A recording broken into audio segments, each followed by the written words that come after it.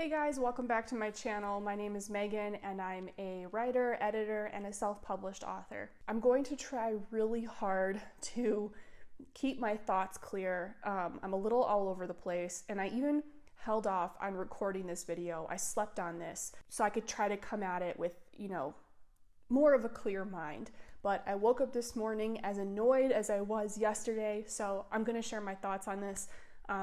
It's already all over Twitter and Reddit, so maybe you've already heard about it.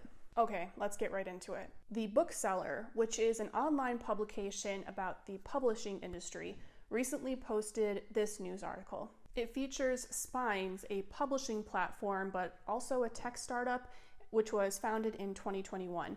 I will link to this article below so that you could read it in full, but the reason this was newsworthy was because this company says that they want to disrupt, a word I have come to loathe, the publishing industry by using AI to publish up to 8,000 books in 2025. I'll admit I didn't get very far in this article before I got pissed off, but first I'm going to try to stick to what was written and then we'll discuss. So here's how this service works.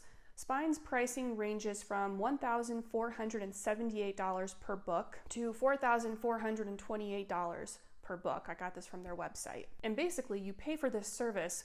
It uses AI to proofread, format, design, publish, and distribute your book. This also includes free author copies, which they're not free. You're paying over $1,000. The details change depending on the plan that you purchase, but that's the gist of it. The idea is you upload your manuscript and pretty quickly you get the final product back. The founder says that it takes the publishing process from 6 to 18 months down to 2 to 3 weeks. They're not the only ones cashing in on this. Microsoft and ByteDance, the company behind TikTok, they also have their own variations of this. I'm trying to be objective here. And I tried to look for the positive because I had an immediate negative reaction and I wasn't sure if that was fair. So let's try to find some things about this that might be okay. First, you pay a flat fee and then you keep 100% of your royalties, which is nice. You own the rights, which is good. Why wouldn't you? Also, if we assume that this service is high quality and trustworthy and reliable, assuming all of that, then what you get relative to what you pay for is a good deal. Like editing alone can cost significantly more than this, and the same can be said for cover art. And the reason I bring this up is because making these kinds of services more accessible and affordable for self-published authors, it's still a lot of money. But again, I'm thinking in terms of accessibility, and that could be a good thing. But that's all I could come up with, and even that, when I say I struggled. Now let's move on to the parts that I don't like, or that at the very least I question. First, the use of the word disrupt. Immediate no. This overused buzzword, tech companies in particular love it. It's supposed to make you sound revolutionary and groundbreaking and cool. That word means very little to me at this point. In fact, when I hear it, I roll my eyes. Personally, I don't think the publishing industry needs to be disrupted. I do think in some ways it's maybe a little bit old school, but disrupting the industry, like, what? Then there's the downside to AI we've all talked about a million times before. One of the risks here is that we're taking things normally done by experienced, qualified professionals, and we're saying, AI can do that. This is why the quality of work that you see online has gone down. People thought that AI was going to be a shortcut to writing stories, and it's not. In this video, I talked about how I personally don't believe that AI will replace authors because it can't, because the human touch is unique. AI can be a tool, a resource, a complement, but not a replacement, not for something like this. It doesn't belong here in this context. But that didn't stop people from trying, and now the internet is more saturated than ever with garbage, making it harder for the rest of us to stand out and harder for readers to find stuff they actually like. So what does that mean for the quality of this service? The quality of the editing and the cover art and so on that's being done by AI. There's a reason that these professionals charge so much. I just have a hard time imagining how this would work.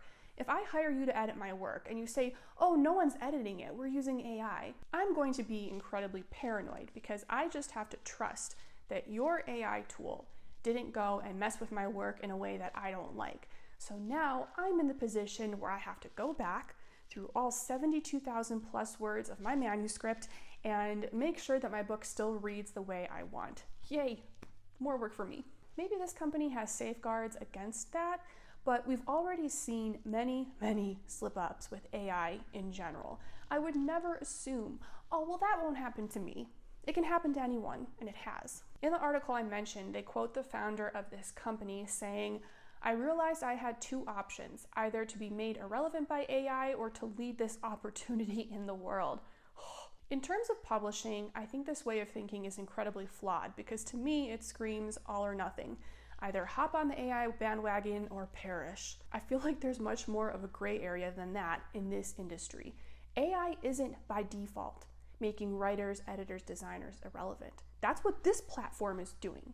In the hands of humans. It's not AI, it's the people using AI. Also, I wonder how this is any different from my using AI myself. They use AI to design a book cover. How is that any different from, if I were to go into Claude or whatever and create the cover myself with the use of AI? There's not a whole lot of information on their website, so I don't really know. And in that sense, paying a few $1,000s for this would actually be a huge ripoff. If you want to cut corners and use AI, you could do it yourself for free or next to nothing. I wouldn't recommend it, but you could. But I think the part that bothers me the most is that, and it's one of the things, it seems like it's all about numbers. It's about churning out as many books as possible so that they can earn as much as possible. That's how businesses make money. To be transparent, even though it bothers me, I also keep going back and forth in my head. I don't like that it's not about publishing amazing stories. It's about publishing up to 8,000 books next year. And I'm trying to imagine myself as a writer who gives them my money, which I never would. And I couldn't do that knowing that their goal is to just, the reason they're taking on my story and getting it ready for publication is because they're just trying to hit their numbers.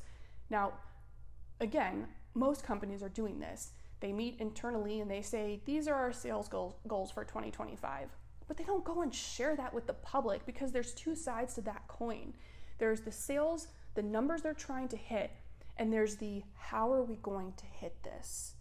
We're going to hit these numbers by providing as amazing of a service as possible. And that's the part I feel like is missing. All this company is saying, at least based on what I've seen so far, is let's just churn out as many as possible. And they're doing that by cutting corners with AI to take a process that commonly takes years and whittling it down to weeks. That is not normal. It's not good. This is not a good use of AI, in my opinion. But then again, are they supposed to care whether the books that they publish are amazing? The author said in that article that Spines is not a vanity or a traditional publisher. They're a publishing platform. So should they care about the quality of their stories? Maybe not, but I think they should. If we look at Amazon, which I know is not a one-to-one comparison, they've stopped caring about the quality of their products. And now you never know what you're going to get. You could get what you ordered, or you could get junk. And that's what this feels like. And again, I know I sound like a broken record, but I still did struggle with this a little bit because one thing that, authors, aspiring authors, that we are frustrated with is the gatekeepers to this industry, the fact that we're at the mercy of agents and publishers. Yes, they make getting published harder. They make it harder to get your books in the hands of readers. But again, there's another side to that coin, and that side is if you get through the gatekeepers, really cool things can happen. That's not to say you have to work with a publisher or have to work with an agent, and this is where I'm trying to be really clear with my thoughts. That's not to say that if you don't work with a publisher or an agent, your book by default sucks. What I'm saying is that I almost feel like this platform, Spines, I feel like they're kind of double dipping.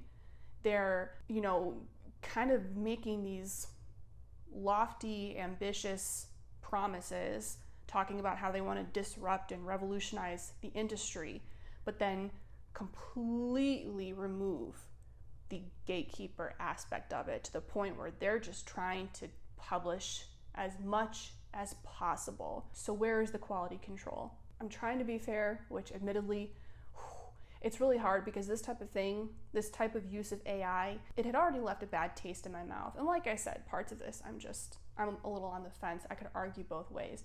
Making publishing more Accessible? Yes.